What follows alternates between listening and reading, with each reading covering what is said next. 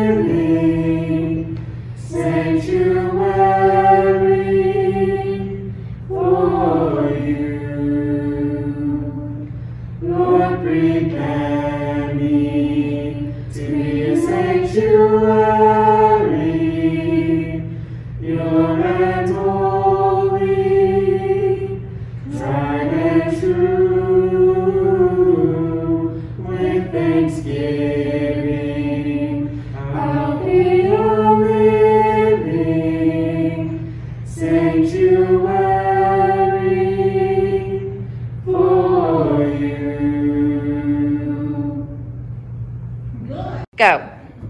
Make a joyful noise to the Lord, all the land. Serve the Lord with gladness. Come into God's presence with singing. Know that the Lord who made us is God. We are the Lord's. We are the people of God, the sheep of God's pasture. Enter God's gates with thanksgiving and God's courts with praise. Give thanks and bless God's name. For the Lord is good. God's steadfast love endures forever. God's faithfulness to all generations. Today is the first Sunday of Advent, so we light the first candle on our Advent wreath, the candle of hope. 25 centuries ago, in a time not much different than our own, when the Israelites had little hope for the future of their country or their people, the Jewish prophets called to God to come to the people and make things right. They told the people and us that a Messiah would come as new hope in the midst of suffering. Their prayers were answered with the birth of Jesus, also called Emmanuel, a Hebrew word which means God is with us. Today begins our Advent journey of waiting for the birth of the one who is called the light of the world and the hope of the nations.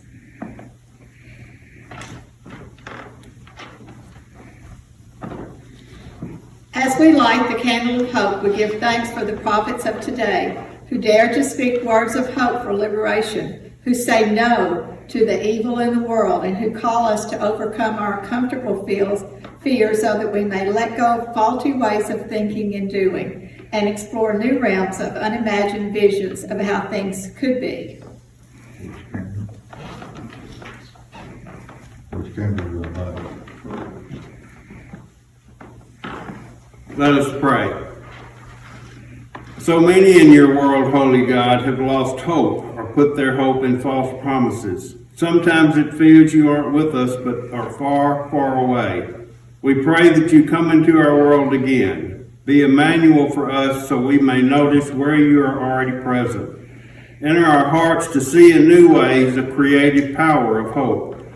Help us live into your hope so that we may be your light shining in the dark places of our world. We pray this in the name of the one who was born in Bethlehem and whose return we await. Amen.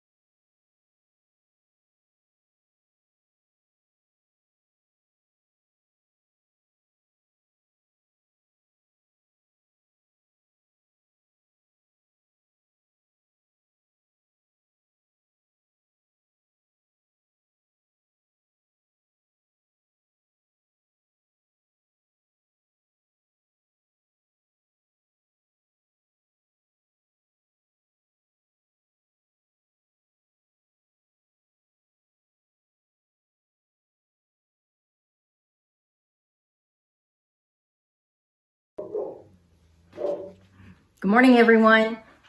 Welcome to worship with Augusta and Bald Knob United Methodist Churches. We are so glad that you decided to join us today on this, the first Sunday in Advent in the year 2020. It is the beginning of the Christian year, and we often forget that this is when we start anew. This is when we begin to look ahead. I appreciate Heather Sprinkle for covering for me last week, and for all of you who gave me a little time to work on my Board of Ministry assignments. We had a number of things that happened in the last 10 days, and so I didn't get quite as much done as I'd hoped, but it was good to be working from home and having time for reflection. And I appreciate your support in all of that. This Sunday, I begin a sermon series, a 5-part sermon series based on Light of the World by Amy Jill Levine. And we have actually done some of her studies, and I've used her books before for sermon series. And one of the things that I love about her books is that she focuses so much on connecting the Old Testament with the New Testament. She herself is a Jewish scholar, and so she looks at the Gospels and she looks at what we consider the New Testament and the Christian part of that story through a historical Jewish lens, and that's always incredibly insightful, I think. And so I invite you on this journey, which we begin today. Let us start with prayer. Dear Holy God, as we welcome you into our sanctuaries, wherever they are, scattered about in this strange 2020 version of Advent and holiday, dear God, we acknowledge your presence in all of these places where we speak your name. We thank you for the ability to connect in creative and new ways as we wait for the birth of your Son and rediscover what Advent really means. Specifically in this moment, I ask that either through me or in spite of me, you will illuminate this most important good news today. I ask this in your holy name. Amen. The scripture for this first section of Amy's book is out of Luke, and it is the beginning of what we call the Christmas story. It's important for us to remember that this is the good news. This literally is the good news as we begin to proclaim this Advent story. But it's not necessarily all historical. It's not meant to be a completely factual, step-by-step historical telling. It's also not a children's story, which I think that we often regulate it to. It's a very deep, meaningful, sometimes funny, and often scary story. Definitely not written for children. It's a deep, emotional longing for hope. Matthew and Luke are the two who give us this story of Jesus's birth, and they are very different. And that goes to show that this is not just a historical retelling of specific historical events. It's meant to be inspirational. It's meant to be profound. It's meant to be challenging.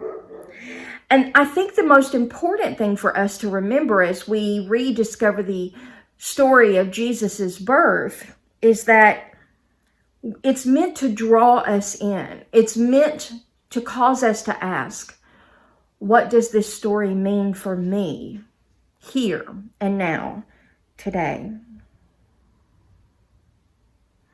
The when and where of Jesus is important. So historical specifics, step-by-step events may not be the point.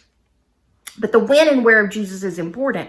And we get that when we look at what Luke has included. Every mention of a name or a place meant something, especially to the first century readers that Luke would have been writing to. It's hard for us to really understand how we read these places and these names, and we know them from hearing the story before, or we know them how they fit in the biblical narrative.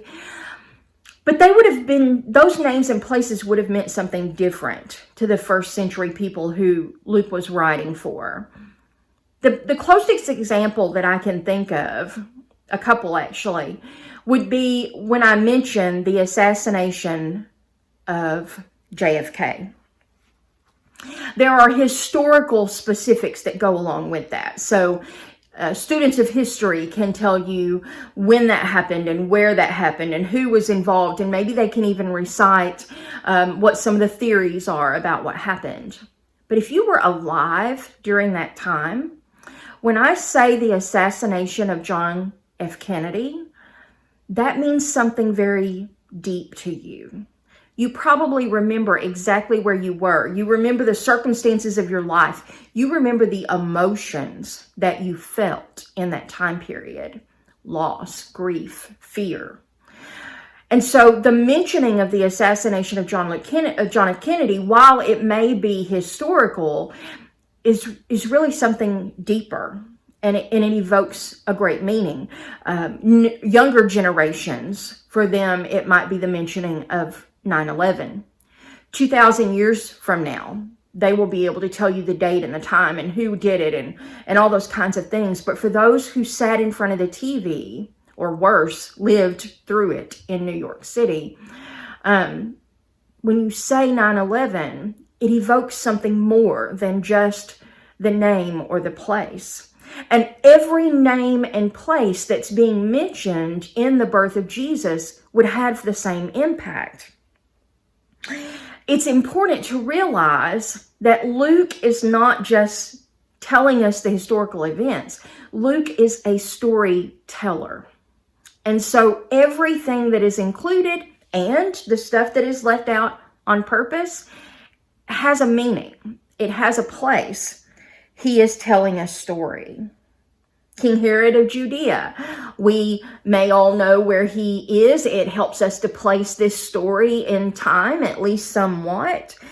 But for people in that time period, they would have immediately had an emotional response to that name. He was known for killing off his family members. He was known also for the great building projects of his time. It was a time of political intrigue and threats to life.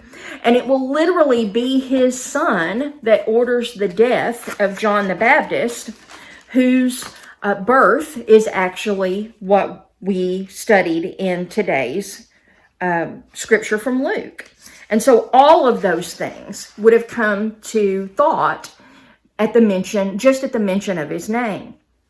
There are family lists, and that is very important. It's very important in telling the history of any Jewish family to know where they came from and what tribe they're from. It's very important that we're told that John the Baptist and later Jesus himself come from the line of both Abraham and David.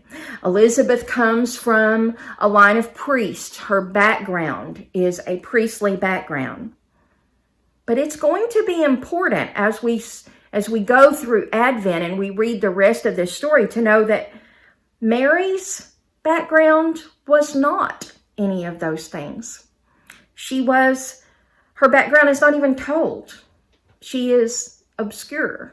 We don't know where she comes from. And so maybe the deeper meaning is that Jesus will represent both. Those from the priestly background and the biblical historical families, and also those who are obscure and on the margins and we don't even know. Jesus will connect the past with the present. Levine says, when we feel the absence of the divine, when we think there is no reason to hope, we call out to God to remember because we remember. We can do so because we know that the covenant is permanent. And in the gospel story, we are referred back to God's covenant through God's people and through the people that are living in that time. Elizabeth represents in this story the importance of women in the gospel. Notice that it specifically says she is one of the daughters of Aaron, and daughters play a very important role in Luke's gospel. Anna, who we'll hear from later, is the daughter of Phanuel, the ruler's daughter that Jesus will raise from the dead, the daughter whose hemorrhage Jesus heals, the daughter of Abraham that was healed in the temple, the daughters of Jerusalem who weep at Jesus' death. Women will play an incredibly important role in this story of Advent. The righteousness of Zechariah and Elizabeth will also be very important. We will see that righteousness is mentioned time and time again throughout Luke and throughout this story. John will turn the disobedient toward wisdom and righteousness. Simon is righteous and devout.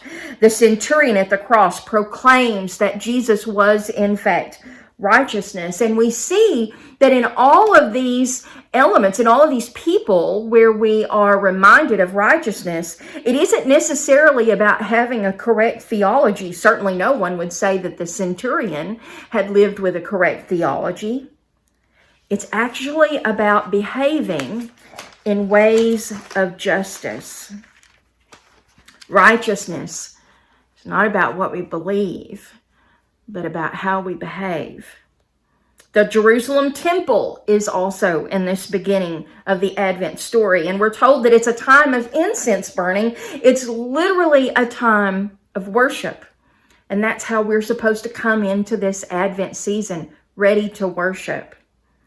The angels bring the good news throughout this story. This angel appears to Zechariah, and he is terrified, as one can only imagine. And in this case, I don't think it necessarily means that he was scared, but that he was in awe, that he was shaken up. Those of us who know our Bible stories know that if an angel appears in the Bible, something is about to go down. Something is about to happen. And that is really what Advent is about. We're about to be shaken up. We're about to hear the good news. We're going to shake up our routine. We're going to learn. We're going to be taught by this Jesus who is coming to love our enemies, to take up our cross. All of that will shake up our lives, or at least that it should. And the Holy Spirit, in the form of an angel, brings this good news today.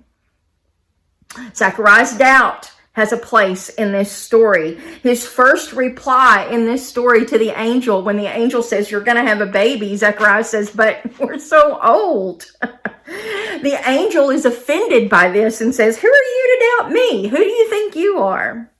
It's important to note that the people of this time period that Luke would have been writing to were mostly illiterate, and they didn't have access to written words because it was too expensive to make them.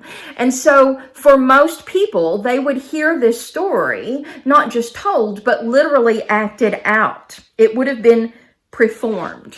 And so we are reminded that in the stories of the Bible that there is fear, but there is also humor. Can you imagine the angel being acted out and being mad that Zechariah didn't believe them automatically? Imagine the angel. He should have asked, "What is this good news?" instead of arguing. And in that moment, because he has doubted, he is struck down and unable to speak. And so the rest of Zechariah's part of this story will have to be actions, because words without actions are useless, and he will need to learn that. And so we have another scene when he goes back and he's trying to gesture to his family and explain the angel and pregnancy. And again, this would have been a humorous thing that people would have seen as they would have been watching this scripture, this word performed. And then we come to Elizabeth's actual pregnancy. And the fact that Like so many other women in the Bible, she had dealt with infertility. And we don't know what that would have included. Chances are there would have been miscarriages and much grief in her life because she was without children. So many women throughout the Bible, when they speak of the fact that they've been unable to have children, speak of their shame or their ridicule. And so Levine says, for women and men struggling with infertility who have experienced miscarriages and who so very much want a child, Elizabeth's story acknowledges their pain. And so, again, we are pulled in a deep emotional meaning into this story. John's birth, when they are naming him, once again brings out the importance of a name. They would have originally, typically in this society, the child would have been named after his father, his grandfather, or somebody important historically in the family that they wanted to remember. It's all about remembering. But instead, he's given a new name because he will represent a new way. And that brings us to Zechariah's song. It's in that moment that the child is named that Zechariah's voice comes back. And he finds the words to express his joy, like Mary's Magnificat, which comes before. He acknowledges that God is acted and God is present. And in this song, he evokes David and leadership. And notice that he specifically invokes David's leadership as a servant, which is what both John and later Jesus will be, the kind of leader that they will be. This song asks us to remember our origins and remember who we are as a church and as a people. It asks us, do we remember and honor and uphold the covenant? It tells us that all the families of the earth will be blessed. Levine says,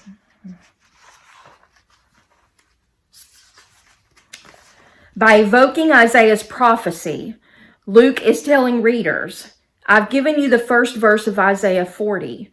Now fill in the rest of the song.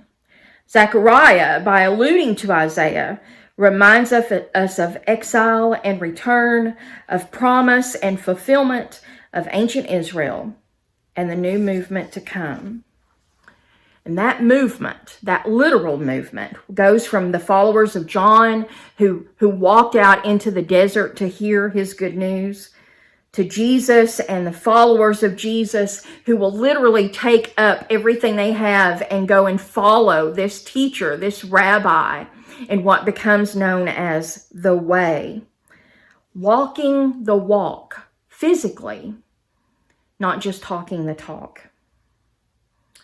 And that's how we prepare during Advent. We wait for the one who will come to shake up all of our lives straight to our core and turn us back to the way of righteousness. Are you ready? Are you ready to be shaken up by this child who is coming? I hope you are. And I'll see you next week as we continue our journey. In the name of the Father, and the Son, and the Holy Spirit. Amen. Be blessed. Let's join together as we say our affirmation of faith, the Apostles' Creed. I believe in God the Father Almighty, maker of heaven and earth, and in Jesus Christ, his only Son, our Lord, who was conceived by the Holy Spirit, born of the Virgin Mary, suffered under Pontius Pilate, was crucified, dead, and buried. The third day he rose from the dead. He ascended into heaven and sitteth at the right hand of God the Father Almighty. From thence he shall come to judge the quick and the dead. I believe in the Holy Spirit, the Holy Catholic Church, the communion of saints, the forgiveness of sins, the resurrection of the body, and the life everlasting. Amen.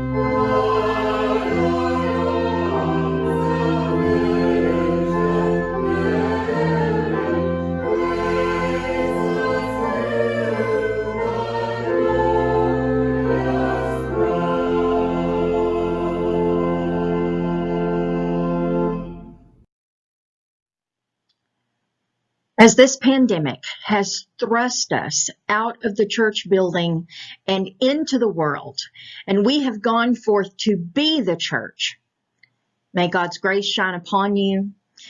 May his love fill you. May you feel the peace of Jesus Christ. In the name of the Father, and the Son, and the Holy Spirit. Amen. Surely the presence of the Lord is in this place. I can feel his mighty power and his grace. I can feel the brush of angels' wings. I see glory on each face. Surely the presence